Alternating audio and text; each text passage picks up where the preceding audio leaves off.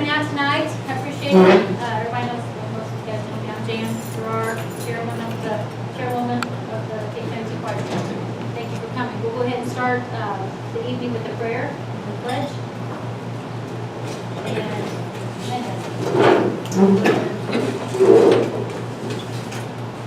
Heavenly Father, we first want to thank you for the continued blessings bestowed on us.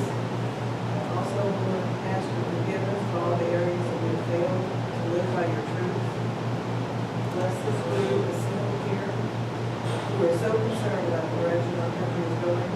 Help us to gently communicate with others and our leaders that yes, indeed, this is a Christian nation founded on the truths of the Bible. People should love our disputes, but we should stand up for our beliefs. This takes strength, and we ask for that strength through your glorious Son, Jesus. Paul? Into the colors, pledge allegiance to the flag of the United States of America, and to the republic for which it stands, one nation, under God, indivisible, with liberty and justice for all. Eunice, did you want to go ahead and then we'll do announcements at the end. We'll do the announcements at the end. Oh, you want to do that?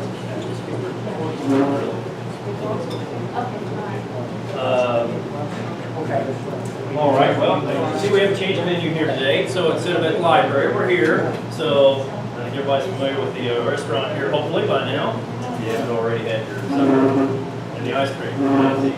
Yeah. Yeah, seconds. All right. Tickets. Where's Barb? Probably not going to do it For tonight. the gun? Just us. Raffle tickets? Anybody that's looking for? Okay, so we have those available for anybody that's interested. And have you already started the 50/50 drawing? Well, we discussed it, decided not to, since there's so few of us, but I. Okay, all right. I was just checking, it's on my list of things we typically do. Here today, we'll just go ahead and move right along then. And I guess announcements now. Let's go ahead and hit some announcements or anything. And I'll mention one that was circulated as we get started. Up at the university, apparently they're going to have a speaker on Tuesday, September 22nd, the Dr. Thomas Madden on Crusaders on High Horses. And that'll be at 7:30 at the Rose Theater. So if anybody's not familiar or haven't seen that yet, I'm not certain it's free and open to the public. So just thought I'd announce that. I'm not sure about the speaker or the exact agenda, but Yeah, we don't know anything about that really, other than it was sent to us by Holly. Yeah, we were asked to pass it on, so.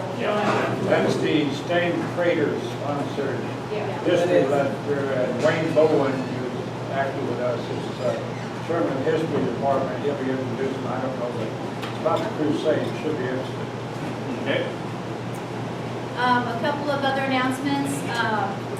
The options for women, and as many of you may be aware, the Cape County Tea Party donates 10% of our financial gain to the Options for Women, the local center here. And so they will be having their annual dinner, and it's going to be October 6th. If anyone would like to attend, please let me know. There's also flyers that have been sent out in email. If you'd like to host a table, which doesn't cost anyone anything to come for this nice meal, but it is a time for a love offering for the Options for Women to sustain for the next year. I can get you a folder if you would like to have a group of friends to sit at one table. Okay, that's 6 or 9 per table, I can't remember. But you can see me if you need any more information about that. October 16th, it's called the Defense of Liberty Dinner. It's in St. Charles, Missouri. From 6 p.m. to 9 p.m. There is a fee of $35 for that dinner. If you'd like more information on that, you can let me know. And our October speaker will be Speaker Todd Richardson. And our meetings will be back. This is the only time that we've had a meeting over here because there was a little confusion. But anyway, we'll meet where we have been for the last 4 years, right? Over at the library. The library was having a book sale. So anyway, So October speaker is Todd Richardson. November speaker is possibly going to be Usama Dagdag. If you guys have heard him before, he's been here in Cape and has spoken several times at different churches, but it's been a while since we've had him. And then December is our Christmas party, and that will be downtown at Port Cape. So watch your emails for information with that. And then just a heads up that we will do our candidate forum. I don't know how many came out for that in 2012, when we had the big candidate forum at the Career and Technology Center, and we feel it was packed out, so. Anyway, that will be before the primaries in July. CCW class. Esther, do you want to? Yes. It's actually the next step in CCW. I don't know about you all, if you got your concealed carry. I got mine years ago. I go to range, I shoot, but I don't feel comfortable with it yet. Beardsley is a CC class, and he's having advanced handgun class. And that's on the fourth Saturday of every month. Oh, it's fourth. And then they're coming up on September 27th. There has to be at least 4 people there. I'd like to go. If anybody else is interested, I've got some flyers out here now. Little So- information about it. September 26th then? 27th, yeah. The 27th is a Sunday. Okay, I got it wrong day. It would be the The fourth Fourth Saturday? Saturday of the month? fourth Saturday Okay. of the month. Of each month is what he's doing? I think so, yeah. Okay. And for those of you who haven't met Tom Beardsley, nice guy, very confident, and doesn't make you feel dumb if you don't know anything about guns, but I made this up actually. It's a 12-hour class. It goes till like 9 o'clock at night, so I'm willing. okay. It's going to be, one incident on the topics of incident shooting, shoulder point shooting, deployment of concealed weapons, various forms of concealed carry, shooting from different positions, low light shooting, and stress combat. So it sounds like you can, We need to bring our own ammo. yeah, I think it's like bring 300 rounds of ammo, it's $150 for the class. You have to bring 3 magazines or 3 speed loaders for your handgun if you've got a revolver. A secure holster system that will keep your handgun and equipment secure and carry out protection. Thank you, Esther. So if anybody wants to go, get in touch with me or Esther, and we'll get you all connected for a ride there. And Curtis, you want to show your body armor? We recently became dealers for a company called AR500 Body Armor. This is the type of body armor. This is one of the plate carriers here that we can get. There's several different types of plate carriers. They also have like Velcro. We have other plate carriers that have like side pockets so you can put side plates on it. This one right here has 2 plates in it, front and back. Okay, this one here, each plate weighs about 8 pounds. They're looking at 16 pounds of body armor with this setup. But they have different levels. This is level 3 plus. They have level 3, level 3A soft body armor, level 3 plus, and level 4. The level 3 plus, which is what these have, this will take any handgun and most rifles used by military or NATO forces. Okay. The level 3, which is a lot lighter, like these plates weigh 8 pounds apiece. The level 3 will only weighs like 1.5 pounds each. So they're a lot lighter, and they'll handle most handguns up to a 44 mag. So if anybody's interested, you can get a hold of me. I don't have any cards with me or anything, but Dan knows how to get a hold of me if anybody's interested in anything like this. You can get with these plate carriers. It has Velcro on it. You can put a pistol. They have holsters for pistols that'll stick right on this Velcro. So you can put all kinds of stuff on the sides of them. You got I'll show you the plates here. The plates go in from the bottom, so you can actually get different plates to put in there. These are the plates right here. They've got a steel core. This is the level 3 plus. Like I said, it'll handle any handgun and most rifles used by military or NATO forces. I mean, it won't handle like a 50 caliber BMG or anything, but it'll most of it like the ARs and the AKs and, you know, things of that nature. They'll handle 308s, or they'll handle 308s, you know, so. The technology used in making these, this is the level 3 plus, and it's got a steel core in it, that's why it's so much heavier than the level 3. But the coating that they use on these is, whenever, if a round does hit, it'll take multiple hits without fracturing, okay? And the plate will, whenever the round hits, it won't splinter so that you get like shrapnel up in your face or in your neck, okay? But it seems like a pretty good company. They got some pretty good videos. They test every batch that they make. And the only thing is the production lead time is about 6 to 8 weeks. So, you know, if anybody wants to order any, it's going to be about 6 to 8 weeks before I get it in. It's a small company right now, but they're growing. They've got real good technology. They've got test videos on the web. They've got a website, AR500. They've got a website. They've got videos on YouTube that shows the testing the rounds. And every batch that they make, they take one out and do a test on to make sure that it's up to their standards. What's one go for? Did you say a price of the jacket? I didn't bring my price list with me. I'm thinking that the plate carrier and the plates are looking at about 300, maybe a little more, but I didn't bring my price list with me, so I don't remember. We just got our first order in last week, so we've been working on trying to get them set up. We got in 4 plate carriers and plates for all 4. So do you need to send in a bulk order, or can you order individually? I can order individually. Yeah, I can order individually. Our first order had to be for a minimum of $800, but then every order after that, I can just order, you know, as it comes in. It doesn't have to be a minimum order. Thank you. So. If anybody else is interested in YouTube, look up Curtis's Hog Nut YouTube. Oh yeah. Hog Nut YouTube, yeah. Send me a link to that, and I'll send it out. Okay. Because Curtis hunts with Atlatl and Bow and spear. yeah. Where'd you go walking? Wild Yeah. pigs. Well, takes yes. In Texas? Yeah, it's not Yeah. me. Go walking? Texas, yeah. It's not at farm.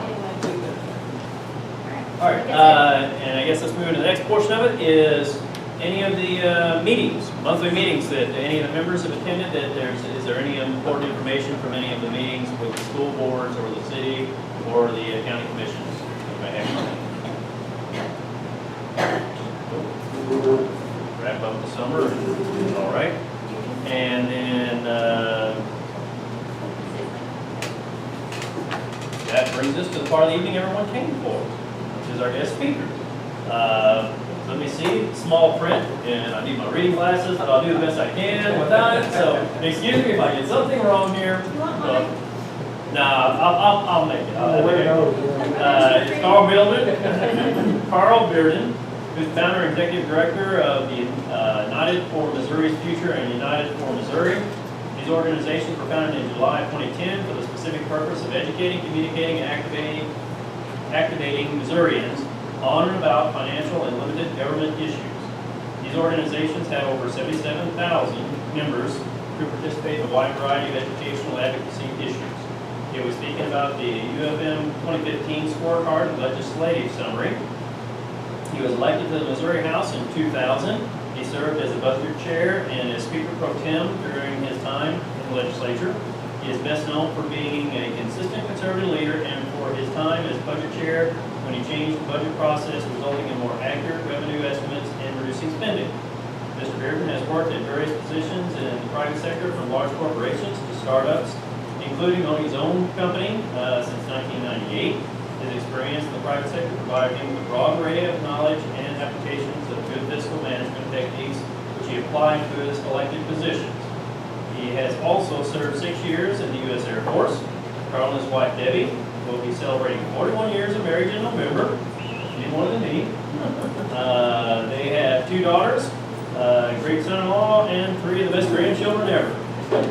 You're still with me. I don't have grandchildren yet. I got 2 daughters too, but they haven't got there. Both married. So please join us in welcoming. Thank you all. I appreciate my bride of 41 years is here with me. Debbie, she has to come keep me straight. because if she doesn't come, I can kind of wander off. She keeps me on the straight and narrow. I do want to tell you, I really appreciate you relocating your meeting to one of my favorite barbecue places in the state of Missouri. We love Dexter Barbecue. Matter of fact, as we leave here tonight, we'll be taking 2 slabs of the day-old ribs home with us later. So we do appreciate that. Unite for Missouri, Unite for Missouri Future, as you heard, one's a 501c3 educational organization. Unite for Missouri is an advocacy organization. So we educate and we try to advocate action.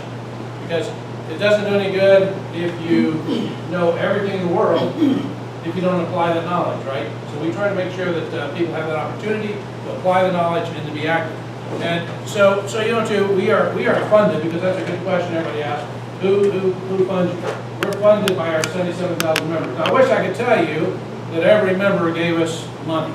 They don't. But those, there are a number of them who do, and they help keep us going, and that's what keeps us going. We are not a lobbying firm, although I am a registered lobbyist because I really don't want to cause any trouble and go to jail. But we do advocate in front of legislators. We talk to legislators about fiscal issues, limited government issues, grassroots issues. So we like to take that off the table and remove any doubt. And there's some issues going on right now that makes that a good call with some of the things that are going on. So nobody can hire us to be for or against something. We do appreciate people who support us because we are for or against something. But we have a set goal. Our board sets a legislative agenda, for example. We'll be setting it next month, and we follow that, and we hold our legislators accountable, and we inform you of how your legislators are doing. We're going to do that a little bit later tonight. So why do we do it? Those are not just 3 random kids. Those are those 3 greatest grandkids ever that they talk about. And so they're really part of the reasons. Our kids, your kids, our grandkids, making Missouri a better place for them to live and work and grow up in and have a job and remain active citizens in our state. So tonight, I'm going to give you a little bit of rundown about the legislative session, some of the highlights or lowlights, depending, and then we'll talk about the scorecard and specifically your area reps and how they did. So first thing we talked about that we've been pushing on or pushing against for the last several years is Medicaid expansion. Dr. Rob Shaw, Senator Shaw from St. Joe, calls it Obamacare because it's the expansion under Obamacare. And so we've been trying to do it. You know, it's not a matter of just disliking the policy. We know it's a proven failure because Oregon tried it. They did an experiment for Obamacare.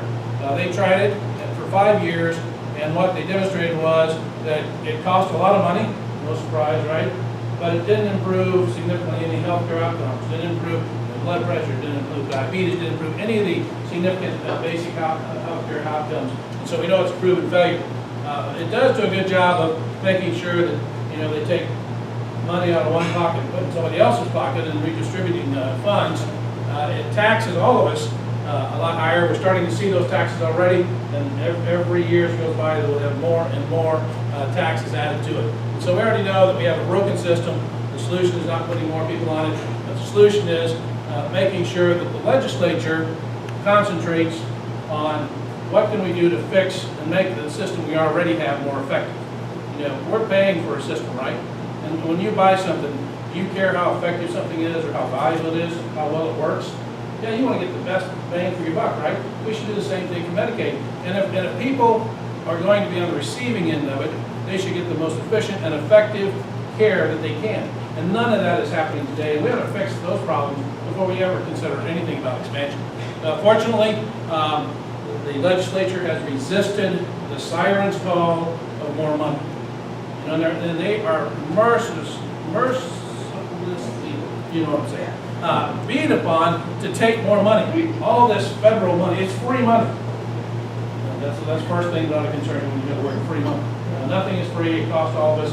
And we are actually, here in Missouri, doing, and the other about half states that have not expanded, we're doing the rest of the country a favor by not increasing the debt by expanding Medicaid. So there's a lot of positives going into not expanding Medicaid. Transportation. As you might remember, Amendment 7 was the half-cent sales tax. Failed miserably. Most people that I talked to around the state didn't believe the sales tax was the proper solution to transportation. How do the two relate? And so it was no surprise that it failed, right? We had was it a quarter cent about 2002, and it failed 3-1. The only surprise in the minimum 7 was that it didn't fail 3-1, it failed 2-1. It still failed pretty comfortably. The sales tax was not user specific. In other words, you could never drive a car, you could never get behind the wheel of a car, and you'd be paying for roads and transportation. And so we really need a specific level of funding. This year, they tried to increase that, and it's reflected in the scorecard we'll talk about later. There was a proposal to do a 6-cent gas tax increase. Now, we may or may not need more money for our roads, and if you listen to MoDOT, we get bridges crumbling and so on and so forth. The problem with what they're doing is they're not doing anything different. Okay, what's the change? What's the 21st century solution that MoDOT is applying to our problems with transportation? They have presented no vision. It's the same thing over, just give me more money and I'll fix roads and I'll fix bridges. What's their main plan? How can we improve? How can we spend that money better? And MoDOT had recent audits that show that their expenditures, current expenditure money, aren't necessarily the best. There's some missing monies, and not accusing anybody of stealing, but there's just not a real good accountability there. And so until they can present to the people in Missouri and to our legislators a real vision for how they're going to provide 21st century transportation systems to the state of Missouri, I'm not sure we should give them one. And they should do better. And one of the problems that we have is the money that they did have. Remember, we had Amendment 3 a few years ago, where we took money that other state agencies were taking, and I think that was a good thing, and they put it back into transportation where it belonged. But they took all that money and they bonded it. So they went into debt for a number of years. And now the debt payments, when you hear MoDOT is short of money, the bond payments are eating up their revenues right now, and that's why they're saying they're short of money. So they borrowed themselves into a hole, basically, is what happened. So we need vision. We need something that says, this is how we're going to do it. The definition of insanity, right? And that's what we're getting from MoDOT. Energy policy, you'll saw a little bit last session. You're going to see it more and more as the president has through his pen and cell phone, and the EPA proposed new regulations that will severely curtail the use of coal. And Missouri gets about 80% of our energy from coal. Now, it's a backdoor way of achieving cap and trade, because he could not get cap and trade passed through Congress.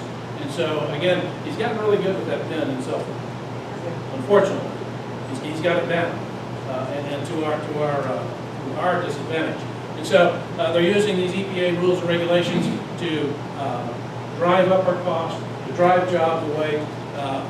The best answer is to build coal plants. It takes a long time, but do you think there's any utility in the whole country who is planning to build a new coal plant? No.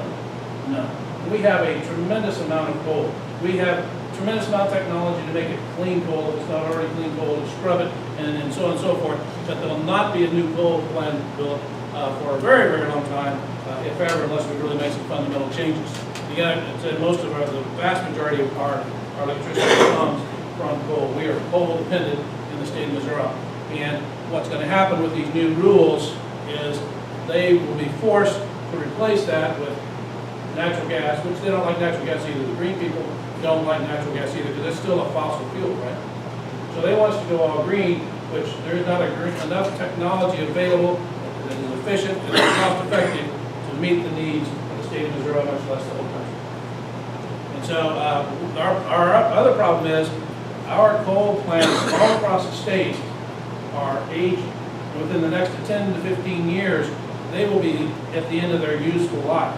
It's not a matter of can we keep updating them, because you can do a little bit, but at some point they just run out of updates. So under these conditions, we are really going to be hurting if we allow that to stand. So what really needs to happen is our Attorney General needs to first join the West Virginia lawsuit against the proposed rules and regulations that were just released by EPA. But our legislature needs to also stand up and direct DNR through legislation not to comply with those rules. and start taking our state sovereignty seriously. The impact is real. Across the country, the projections are 330,000 jobs lost. In Missouri, that comes out to about 26,000 jobs that we would lose just that doesn't include all the jobs that would be affected by not having cheap electricity in our state any longer, because it's a ripple effect, and it will cost us much more in the state of Missouri. New football stadium. How many of y'all like football? I like football. Everybody likes football. Well, almost everybody likes football. No, some of you don't. I don't like All right. to Well, for those who like football, well, the ones that don't like football already know the answer to this for sure. For the ones who like football, I'm very doubtful that you're in the mood to build a brand new, state-of-the-art football stadium on the riverfront in St. Louis. The second new stadium built in St. Louis in the last 20 years, 25 years. But that's what the governor thinks you want to do. The governor is working hard on your behalf to build a new stadium, state-of-the-art, reclaim the riverfront in St. Louis, make it newer, better, wider, everything, all of it. So there is some problems with that. The first problem is it costs almost $1 billion. The second problem is Stan Kroenke, you may know, owns now the majority stake in the Rams.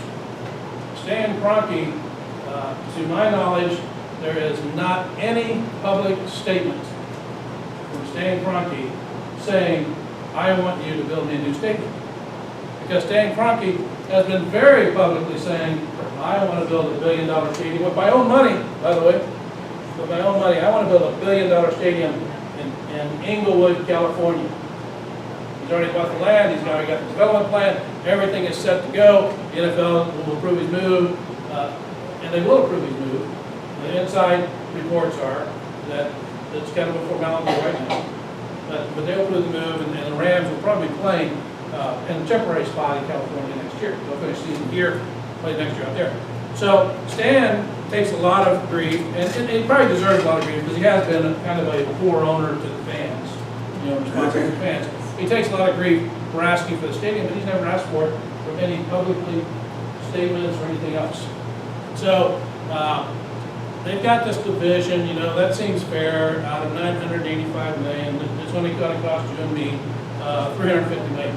Now that sounds like a sale, right? I mean, my wife comes in, tells me what a good sale. Tells me what a good sale is down at the store. If you get 50% or better off, isn't that a good deal? Well, it would be a good deal if A, it was something you needed, and B, it was something you could afford, and C, it was something that you ought to have in the first place. How many of y'all think that government, at any level, really should be in the stadium building business?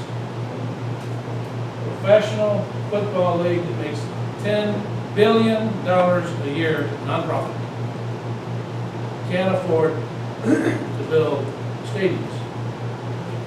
You know how much TV money they make, all this other, so give me a break. If you can't afford to build a stadium without getting into my pocket, you shouldn't build a stadium. There are a lot of unknowns.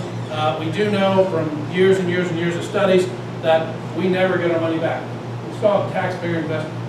Now, there was an article done about stadium, and if the Rams left, a new stadium was built, we didn't have an NFL team, what impact would that have on St. Louis and the state of Missouri? It would really have no impact on the state of Missouri. It would have little impact economically on the city of St. Louis. The biggest impact to St. Louis is to its pride, not its economy. Because it doesn't thrive that much, because the way the deals are set up, the team gets almost every dollar that's generated there. There are some that comes to the city, and there's some that comes to the state, but it's taken off somewhere else. So there really isn't an economic impact to be felt by this. And to top it all off, we still owe on the dome we have. So we're supposed to build this new one, we're supposed to issue or extend new bonds, extend existing bonds or new bonds, while we still have 7 years of $12 million a year to pay on the old stadium. But you should feel good because there's no tax increase associated with it. Now, in 2021, we will be complete paying the $12 million payment the state makes is $10 million for bonds, $2 million for maintenance. city of St. Louis and the county of St. Louis each makes $6 million a year payments each. So that's $24 million total. Part of that is payment bond, the other part's maintenance. So, but at the end of 2021, we'll be done paying our bond. We'll be done. So I'm still trying to figure out that if we pay for another 30 years, how that doesn't cost us more money. Now, I did go to school in Piedmont, I graduated high school there, but I'm a little smarter than that. I think that $10 million a year for the next 30 years is more money than we would pay today. You didn't know your time. Pardon? I did not have common core. No, I had a good algebra teacher and all the other, Yes, sir. There was an article in the paper about a month ago said it was going to Ventura County, California. So it's not, St. Louis is number 3. Right, so what we come into, because the Jones Dome, if you remember, it actually started out the TWA Dome, it actually started out with nothing, no name, was built, you build it, they will come. Now, they say that's not what they're doing in this one, they're doing the steep ramps, they're not doing the steep ramps. But what they're doing is a speculative building. If you were a builder and you built a spec home, no buyer, you hope it sells, but today's environment, it may or may not sell. And so they're hoping to attract a new team to St. Louis, even if the Rams go away. And that, put yourself in the governor's position, and the mayor or Slade's position. Why wouldn't you speculate that? It's not your money, it's everybody else's money. So, it's a difficult government. So let me say too, on the football stadium, you've got some cards on the table. If you're impressed enough with the new football stadium, I would like the governor and your legislators to know how impressed you are with that by not having them do it. Fill out those cards, and we will turn that in for you and make sure that they know. So, I don't know, I mean, here Governor Nixon, so I don't know how you could possibly pass up such a sweetheart deal.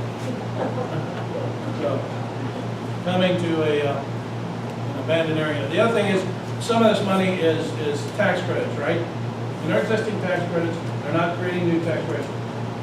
The thing about the tax credits is they're going to tear down some old buildings on the riverfront, right? They're going to tear down buildings that not too long ago were already renovated with tax credits. So a few $1 million was spent on these buildings renovated. We're going to spend a few more million to tear them down, make perfect government sense.